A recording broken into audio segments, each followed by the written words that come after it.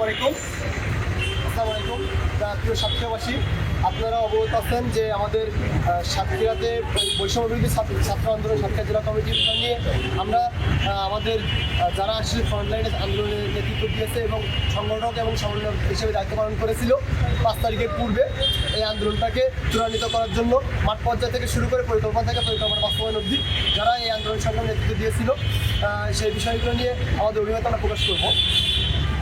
দীর্ঘ 16 বছরের বৈষম্য দূর করতে ফ্যাসিস্ট হাসিনা বোমা বন্দুকের সামনে দাঁড়ায় তরুণ ছাত্র সমাজ তীব্র নির্যাতনের মুখে যখন পুরো দেশের তরুণরা তখনই সেই আন্দোলনে যোগ দেয় ছাত্র জনতা, হয়ে ওঠে ছাত্র জনতার আন্দোলনের তীব্র ভূমিকা যখন সারা দেশে ছড়িয়ে পড়েছে, সাতক্ষীরার একঝাঁক তরুণ মেধাবী ছাত্ররা ঝাঁপিয়ে পড়ে সেই জ্বলন্ত অগ্নিশিখায়।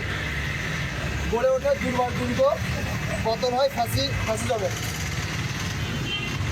বৈষম্যের বিরুদ্ধে লড়াই করে দেশ যখন স্বাধীন হয় দ্বিতীয়বারের মতো, তখন অংশ নেওয়া যোদ্ধারা নিজেদের সম্মান নেওয়ার কথা বলে।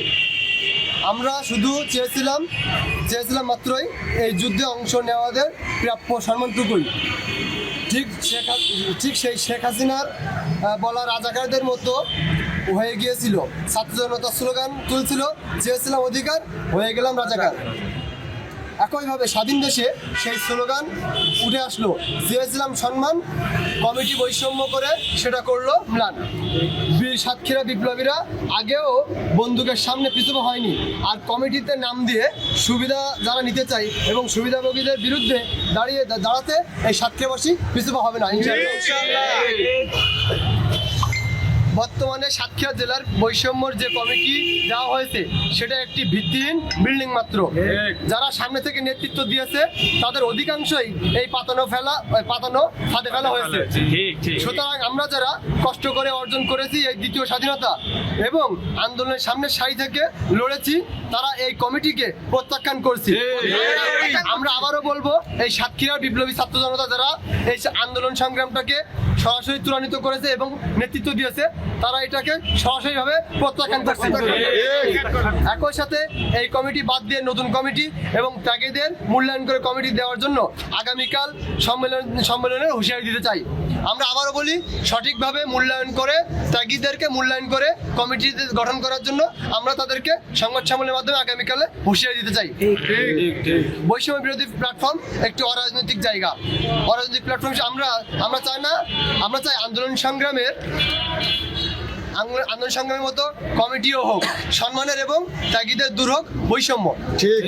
আপনারা পূর্বে অবগত ছিলেন যে দীর্ঘ 4 মাসে আমরা খেয়াল করে দেখেছি 5ই জুন থেকে সাতক্ষীরাতে কেন্দ্রের সাথে তাল মিলে ঢাবি ক্যাম্পাসে যখন আন্দোলন সংগ্রাম শুরু হয়েছে, আমরা সাতক্ষীরাতেও সেই দিনই আমরা প্রত্যেকটা ছাত্র সংগঠনের সমন্বয় করে আমরা আন্দোলন সংগ্রামে ভাই কাঁধে কাঁধ মিলিয়ে এই আন্দোলন সংগ্রামের নেতৃত্ব দিয়েছি। তখন কোনো দলমত আমাদের ভিতরে কোনো বৈষম্য ছিল না, কিন্তু কমিটি গঠনের ক্ষেত্রে কেন এই বৈষম্য? আমরা কি কখনো চেয়েছিলাম যে বৈষম্য প্ল্যাটফর্ম রাজনৈতিক প্ল্যাটফর্ম হোক? আমরা কি কখনো চেয়েছিলাম এখানে যারা রাজনৈতিক সংগঠন ছিল, যারা এই স্বৈরাচারের বিরুদ্ধে ফ্যাসিস্ট বিরোধী যে কোনো ঐক্য সকলকে আমরা কি কখনো চেয়েছিলাম এদেরকে নিয়ে নতুন করে রাজনৈতিক কোনো প্ল্যাটফর্ম দাঁড় করানো হোক? তো আমরা দৃঢ়কণ্ঠে বলতে চাই, পূর্বে যে সংগঠনগুলো যেভাবে করেছে, বৈষম্য স্বীকার করেছে এবং পূর্বে ফ্যাসিজমের আকারে তাদের নিজেদের স্বেচ্ছাচারিতা এবং মাইনাসের রাজনীতি করে এই দেশটাকে 17 বছর একটা কালো থাওয়ার মধ্যে আটকে রেখেছিল, আমরা সেটা তীব্র নিন্দা এবং প্রতিবাদ জানাই।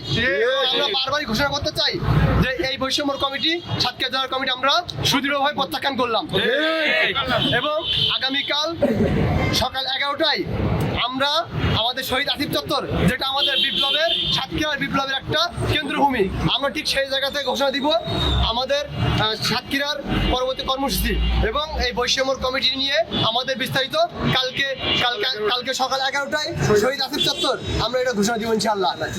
আপনারা সবাই উপস্থিত থাকবেন ইনশাআল্লাহ। বৈষম্যের এই কমিটি মানি না, মানবো না। ধিক্কার জানাই আমার সোনার বাংলায় বৈষম্যের ঠাঁই নাই, আমার সোনার বাংলায় দিয়েছি তো রক্ত, আরো দেব রক্ত, রক্তের বন্যায় ভেসে যাবে অন্যায়, চেয়েছিলাম অধিকার, হয়ে গেলাম রাজাকার, চেয়েছিলাম অধিকার, হয়ে গেলাম রাজাকার। ধন্যবাদ সবাইকে। আগামী আগামীকাল সকাল 11টায় আপনার সবাই শহীদ আফ্রিদি চত্বরে সবাই উপস্থিত থাকবেন ইনশাল্লাহ।